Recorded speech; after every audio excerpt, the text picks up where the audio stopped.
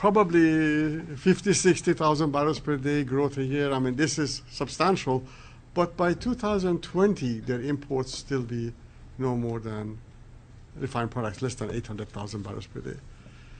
So it is important. Thailand also growing very well, but not as fast as Indonesia. In Malaysia, it's all internalized inside the system. You don't see them too much in the market.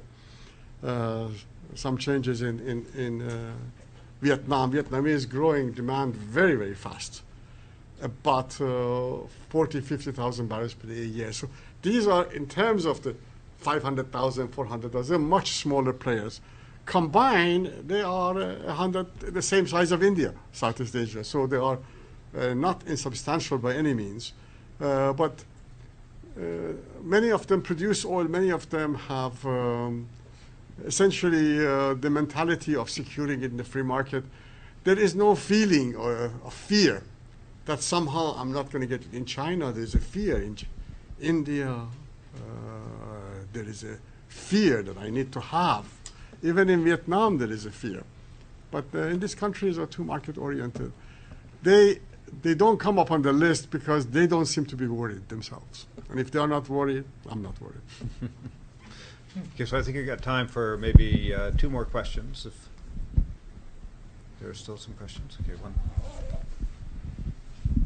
Brian Beery, Washington correspondent, Europolitics.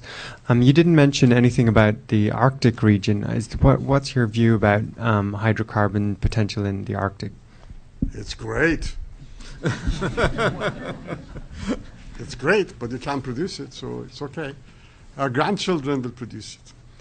This is the interesting story. You know, you have global warming, so you melt the ice so you can produce more oil to have more global warming. So this is but practically, what are we going to do? We have the estimated resources, 25 to 30% of oil and gas resources, conventional, are there.